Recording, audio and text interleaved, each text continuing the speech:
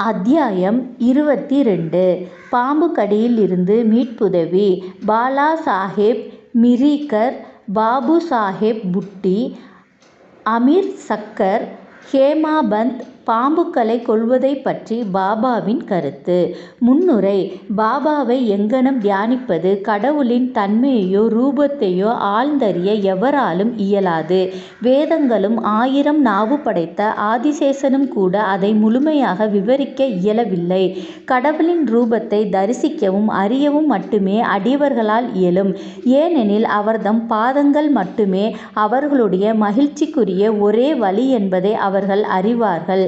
வாழ்க்கையின் உச்ச உயர் லட்சியத்தை அடைய அவர்தம் பாதங்களை தியானிப்பதைத் தவிர அவர்களுக்கு வேறெவ்வித வழியும் தெரியாது. ஹேமாபத் தியானத்திற்கும் பக்திக்கும் ஒரு எளிய வழியை பின்வருமாறு தெரியப்படுத்துகிறார். ஒவ்வொரு மாதமும் தேய்பிறையின் 15 நாட்கள் சிறிது சிறிதாக கழிவுறுவதைப் போன்றே சந்திரனது ஒளியும் அதே நுட்ப அளவில் தேய்வடைகிறது. அமாவாசை அன்று நாம் சந்திரனையோ பார்க்க முடிவதில்லை, தனது ஒளியையும் பெறுவது இல்லை. எனவே வளர்பிறை நாட்கள் தொடங்கும் போது மக்கள் சந்திரனை காண்பதில் மிகவும் ஆவலாக இருக்கிறார்கள். முதல் நாள் அது தெரிவதில்லை, 2ஆம் நாளும் கூட அது தெளிவாக தெரிவதில்லை. பின்னர் மரத்தின் 2 கிளைகளுக்கு நடுவிலுள்ள திறப்பிலிருந்து அச்சந்திரனை பார்க்கும்படி மக்கள் கேட்கப்படுகிறார்கள். அவர்களும் ஆர்வத்துடனும் ஒரே கவனத்துடனும் நோக்கும்போது தூரத்திலுள்ள அவ்விளிம்பின் பிறை அவர்களின் காட்சி எல்லைக்கு எட்டுவதை அவர்கள் பேருருகையோடு காண்கிறார்கள். இந்த வழிக்குறிப்பை தொடர்ந்தே நாம் பாபாவின் ஒளியை காண முயலுவோம்.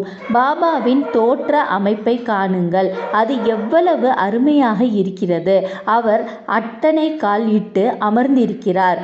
வலது கால் இடது முழங்கால் மேலும் இடது கையின் விரல்கள் வலது பாதத்தில் பரப்பப்பட்டு இருக்கின்றன.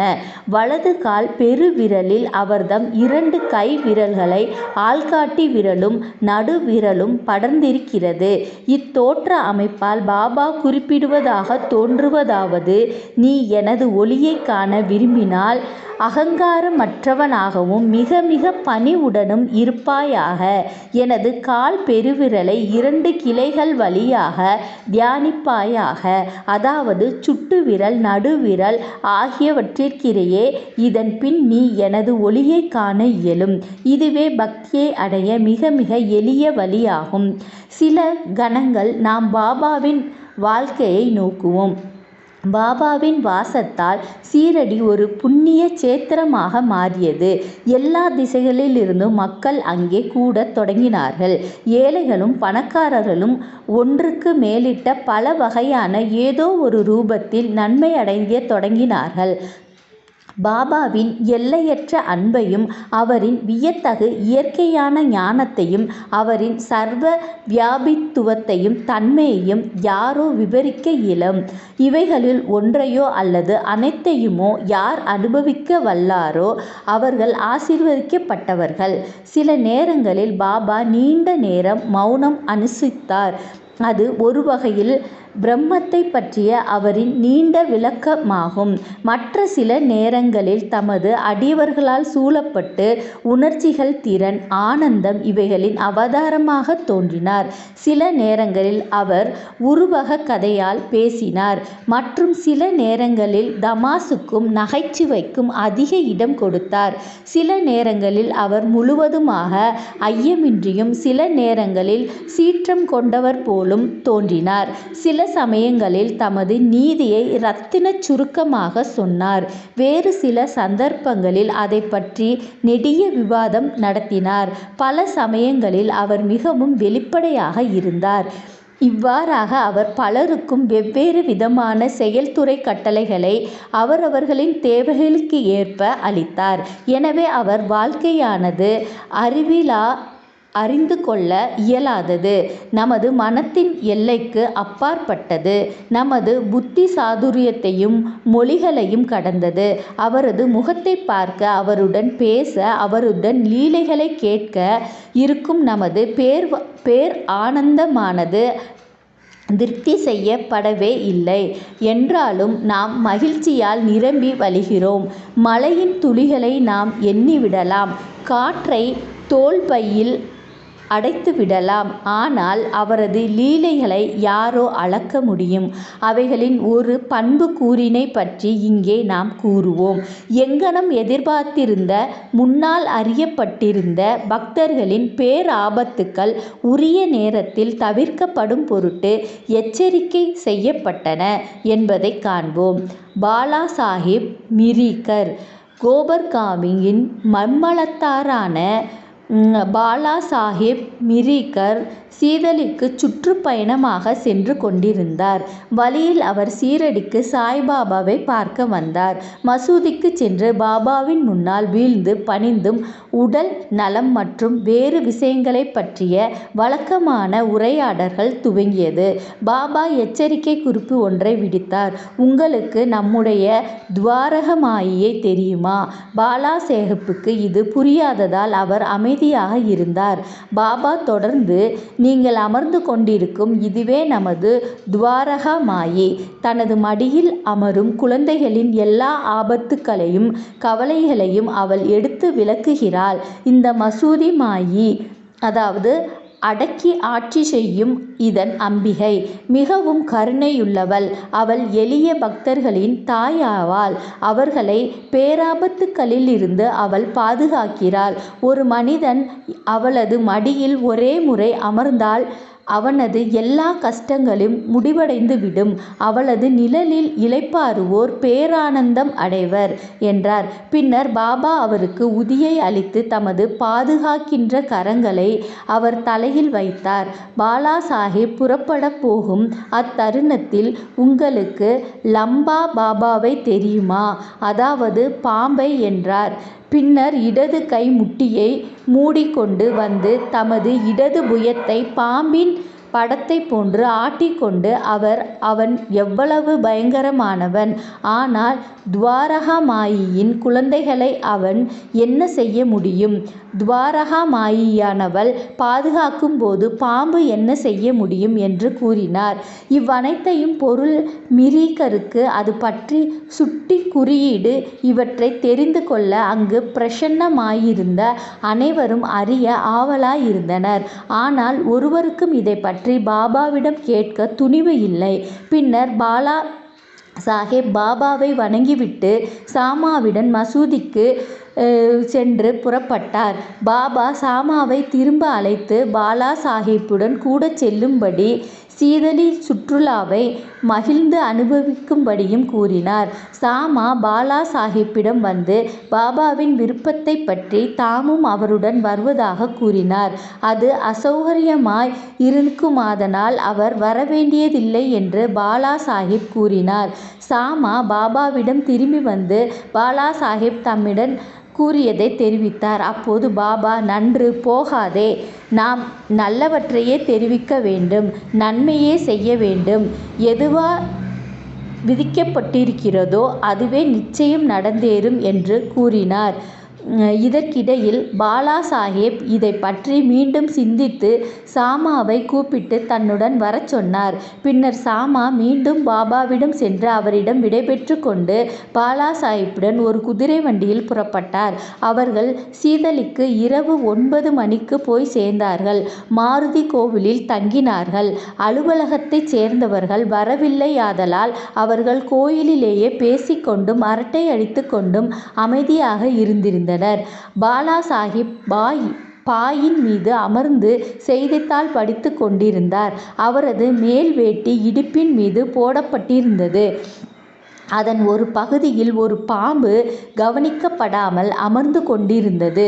அது ஒரு சலசல சத்தத்துடன் நகர்ந்து பியூனுக்கு கேட்டது. அவன் ஒரு விளக்கு கொண்டு வந்து பாம்பை பார்த்துவிட்டு பாம்பு பாம்பு என்று அபாய குரல் எழுப்பினான். பாலா சாஹிப் திகிலடைந்து நடுங்கத் தொடங்கினார். சாமாவும் திகைத்தார். பின்னர் அவரும் மற்றவர்களும் சந்தடி செய்யாமல் தடிகளையும் குச்சிகளையும் எடுத்து வந்தனர்.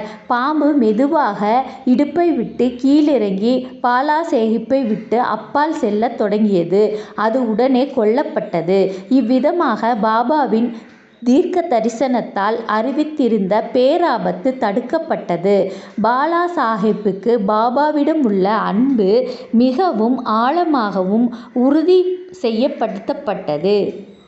பாபு சாஹேப் புட்டி நானா சாஹேப் டேங்க்லே என்னும் பெரிய ஜோசியர் ஒருவர் அப்போது சீரடியில் இருந்த பாபு சாஹேப் புட்டியிடம் ஒரு நாள், இந்நாள் தங்களுக்கு ஒரு அமங்கலமான நாள், தங்களது உயிருக்கு ஆபத்து இருக்கிறது என்று கூறினார். இது பாபு சாஹேப்பை இருப்பு கொள்ளாமல் செய்தது. அவர் வழக்கம்போல் மசூதிக்கு வந்த போது பாபு சாஹேப்பிடம், இந்த நானா என்ன கூறினார்? அவர் உமக்கு மரணம் என்று ஜோசியம் கூறுகிறார். நன்று, நீங்கள் பயப்பட வேண்டியதில்லை. அவரிடம் தைரியத்துடன் சொல்லுங்கள், எங்கனம் சாவு கொள்கிறது என்பதை காண்போம் என்று கூறுங்கள் என்று கூறினார். பாபு சாஹேப் பிறகு மாலை நேரத்தில் இயற்கை கடன்களை செய்து கொள்வதற்காக தனி இடத்திற்கு சென்றார். அங்கு ஒரு பாம்பை கண்டார். அவரது சேவகன் அதை கண்டு அதை அடிப்பதற்காக ஒரு கல்லை எடுத்தான். பாபு சாஹேப் ஒரு பெரிய தடியை எடுத்து வரும்படி கூறினார். வேலையால் தடியுடன் வரும் முன்பே பாம்பு நகர்ந்து சென்று எங்கோ மறைந்துவிட்டது. பாபாவின் அஞ்ச வேண்டாம் என்ற மொழிகளை பாபு சாஹேப் மகிழ்வுடன் நினைவு கூர்ந்தார். அமீர் சக்கரின் சொந்த ஊர் கோபர்காங் தாலுகாவைச் சேர்ந்த கொராலோ என்னும் கிராமம் ஆகும். அவர் இறைச்சி விற்கும் ஜாதியைச் சேர்ந்தவர். அவர் பாந்த்ராவில் கமிஷன் ஏஜென்ட்டாக வேலை பார்த்தார். அங்கு அவர் பிரசித்தமானவர். அவர் ஒரு முறை கீல்வாதத்தால் கஷ்டப்பட்டார். அது அவருக்கு மிகுந்த கவலையை அளித்தது. அப்போது அவர் கடவுளை நினைவு கூர்ந்தார்.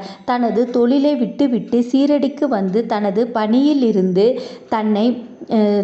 பிணியிலிருந்து தன்னை விடுவிக்கும்படி பாபாவை வேண்டிக் கொண்டார்.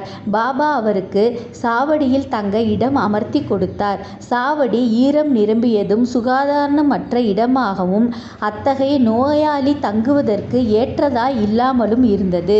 கிராமத்தில் உள்ள மற்ற எந்த இடமும் அல்லது கொராலோ கிராமமோ கூட அவர் தங்குவதற்கு இன்னும் நன்றாக இருந்திருக்கும்.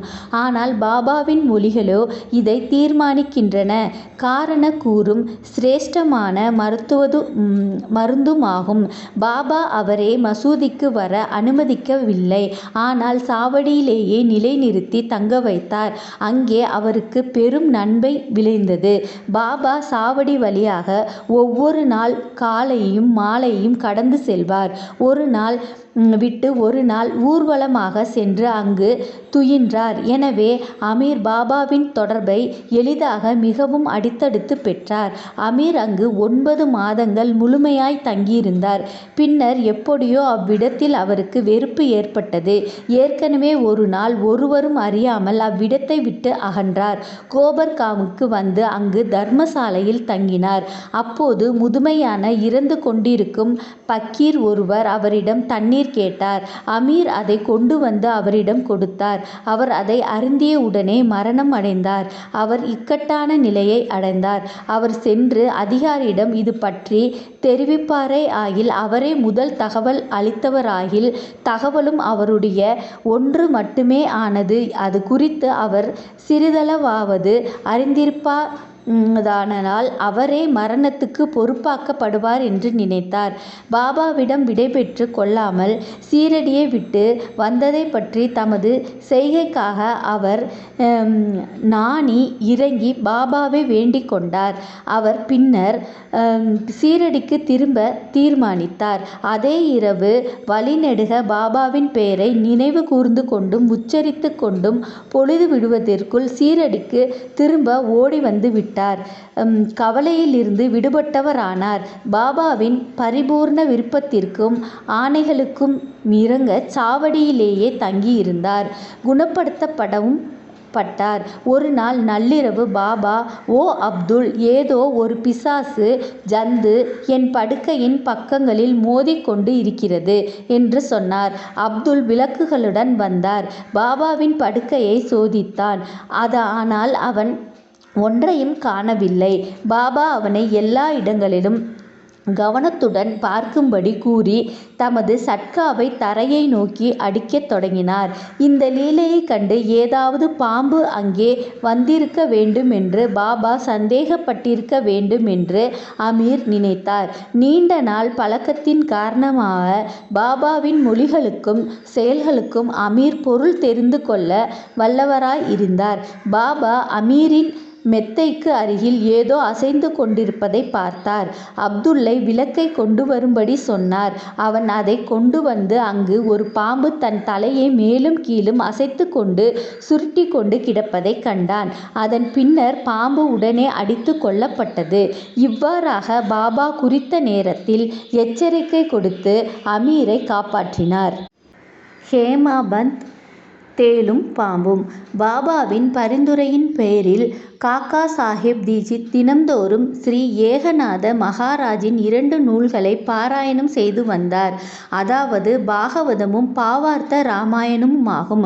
அவைகளை பாராயணம் செய்யப்படும் போது கேட்டுக்கொண்டிருந்த நல்லதிர்ஷ்டம் பெற்ற மக்களில் ஹேமாபந்தும் ஒருவராவார். தமது தாயாரின் அறிவுரையின்படி ஹனுமான் ராமனின் பெருமையை சோதிக்கும் கட்டம் படிக்கப்பட்ட போது அனைவரும் மந்திரத்திற்கு கட்டுப்பட்டவர்கள் போன்று கேட்பதில் மூழ்கியிருந்தனர்.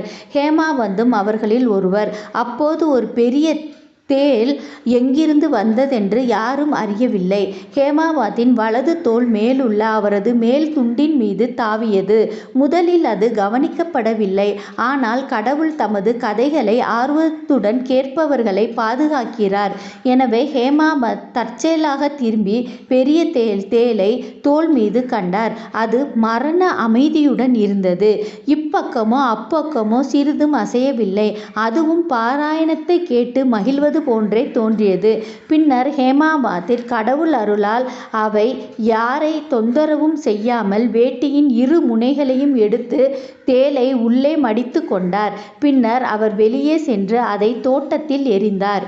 மற்றொரு சந்தர்ப்பத்தின் போது ஒரு நாள் சிலர் காக்கா சாஹிப் வாடாவின் மாடியில் அந்தி சாய்வதற்கு சிறிதே முன்பாக உட்கார்ந்து கொண்டிருந்தனர். அப்போது ஒரு பாம்பு ஜன்னலின் நிலையிலுள்ள துவாரத்தின் வழியாக ஊர்ந்து வந்து சுருட்டி கொண்டு அமர்ந்தது. விளக்கு ஒன்று கொண்டு வரப்பட்டது. முதலில் அது மிரட்சியடைந்த போதும் அமைதியாக அமர்ந்து தலையை மேலும் கீழும் அசைத்து கொண்டிருந்தது. பின்னர் பலர் கம்புகளுடன் தடிகளுடனும் ஓடி வந்தனர். அது ஒரு இடக்கு முடக்கான இடத்தில் அமர்ந்து கொண்டு இருந்தமையால் ஒரு அடியும் அதன் மீது படவில்லை. மனிதர்களின் சப்தங்களை கேட்டு பாம்பு தான் வந்த துவாரம் வழியாகவே விரைவாக திரும்பி சென்று விட்டது. பின்னர் அங்கிருந்த அனைவரும் கவலையை விட்டனர். பாபாவின் கருத்து. முத்தாரம் என்ற ஒரு பக்தர் அந்த வாயில்லா ஜீவனை திருப்பி சென்றது நல்லது என்று கூறினார். ஹேமாபந்த் பாம்புகள் கொல்லப்படவே வேண்டும் என்று கூறி அவருக்கு சவால் விட்டார். முன்னவர் பாம்பு போன்ற ஜந்துக்கள் கொல்லப்படக்கூடாது என்றும் பின்னவர் கொல்லப்பட வேண்டும் என்றும் இருவருக்கும் இடையிலான சூடான விவாதம் நடந்தது. இரவு வந்ததும் விவாதம் எவ்வித முடிவுமின்றி முடிவடைந்தது. மறுநாள் இது பாபாவிடம் தெரிவிக்கப்பட்டது. பாபா தமது தீர்மானமான கருத்தை பின்வருமாறு தெரிவித்தார். தேளானாலும் பாம்பானாலும் கடவுள் எல்லா ஜீவராசிகளுக்குள்ளும் வசிக்கிறார். அவரே இவ்வுலகில் மிகப்பெரிய பொம்மலாட்டக்காரர். அனைத்து ஜீவராசிகளும் பாம்பும் தேளும் அவரின் ஆணைக்கு கீழ்ப்படுகின்றன. அவர் நினைத்தாலொழிய யாரும் எதுவும் பிறருக்கு தீங்கு செய்துவிட முடியாது. உலகம் அவரையே முழுவதும் சார்ந்திருக்கிறது. எவருமோ எதுவுமோ சுதந்திரமானவர்கள் அல்லர். எனவே நாம் கருணை கூர்ந்து எல்லா ஜீவராசிகளையும் நேசிக்க வேண்டும். துணிச்சல் வீரமுள்ள கொலைகளையும் சண்டைகளையும் விடுத்து பொறுமையாய் இருக்க வேண்டும். கடவுளே அனைவரின் பாதுகாப்பாளர் ஆவார். ஸ்ரீ சாயினை பணிக. அனைவருக்கும் சாந்தி நிலவட்டும்.